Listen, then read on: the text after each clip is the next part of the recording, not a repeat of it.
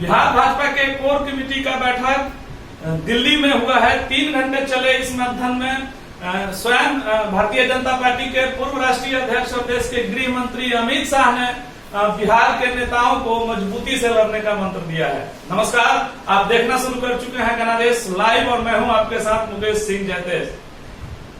बिहार में सरकार गठन के साथ ही बीजेपी की ओर से नेता प्रतिपक्ष के चेहरे की तलाश की कयावत काफी तेज हो रही है।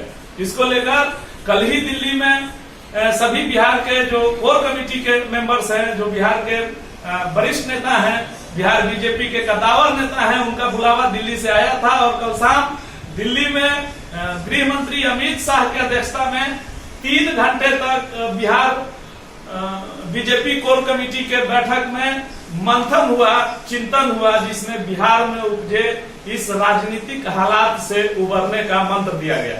इस दौरान अमित शाह ने तमाम बिहार बीजेपी के नेताओं को ये कहा है कि एक की जिम्मेवारी दूसरे पे नहीं डालनी, सबको अपना अपना काम करना है, सबको मिलजुल के काम करना है, किसी पर कोई जिम्मेवारी नहीं फेंकनी है, किसी पर कोई आरोप आलांछन नहीं लगाना है और साथ ही बिहार के इस राजनीतिक समस्या से, इस विकट राजनीतिक समस्या से निपटने के लिए लगातार एकजुट होकर हमलावर होना होगा। आक्रामक शैली में नीतीश कुमार और महागठबंधन के सरकार पर कड़ा प्रहार करना होगा।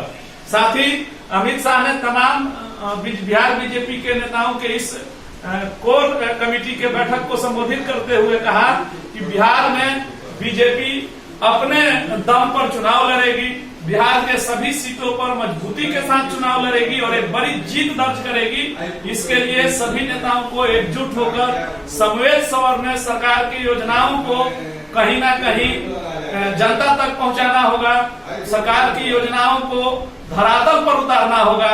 साथ ही संगठन के विस्तार के लिए काम करने होंगे, संगठन को बूथ लेवल तक मजबूत करना होगा।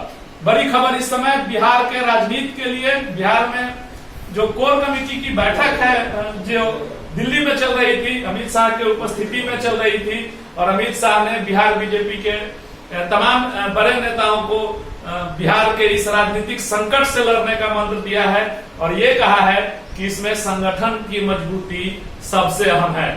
संगठन का विस्तार, संगठन को मजबूत रूप से स्थापित करना ही कार्यकर्ताओं और नेताओं का लक्ष्य होना चाहिए ताकि आने वाले समय में बिहार बीजेपी एक स्पष्ट जनादेश के साथ बिहार में अपनी मजबूत उपस्थिति दर्ज कर सके।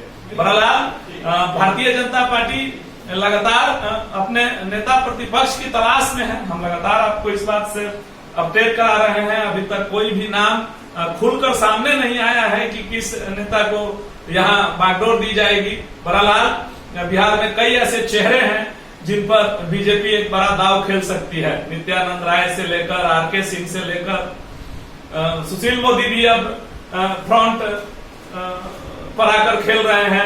लगातार नीतीश और महागठबंधन की सरकार पर हमलावर हैं। अभी हाल में ही आज ही उन्होंने बीजेपी के जो कैबिनेट बैठक है, कैबिनेट का जो गठन हुआ है, उसमें अपराधी प्रवृत्ति के चेहरों को लेकर एक बड़ी बात कही है कि नीतीश कुमार कहीं ना कहीं मजबूर हैं और जीरो टॉलरेंस की नीति के बावजूद भी वो लगातार सरकार को समर्थन दे रहे हैं, अपराधी प्रवृत्ति के लोगों को मंत्रिमंडल में जगह दे रहे हैं। बहरहाल जैसे ही बीजेपी अपने नेता प्रतिपक्ष की घोषणा करेगी, हम आपको रूबरू कराएंगे। इस बीच बिहार विधानसभा के अध्यक्ष भी अपने स्टैंड पे कायम हैं। आने वाले समय में जब विधानसभा का सत्र शुरू होगा तो उन पर क्या कार्रवाई होगी या वो क्या निर्णय लेंगे, इससे भी हम आपको अपडेट कराएंगे। बहरहाल आप देख रहे हैं गणादेश लाइव। बिहार, झारखंड, देश और दुनिया के तमाम राजनीतिक अपडेट्स को हम आप तक पहुंचा रहे हैं। आप देखते रहिए गणादेश लाइव। बहुत बहुत धन्यवाद।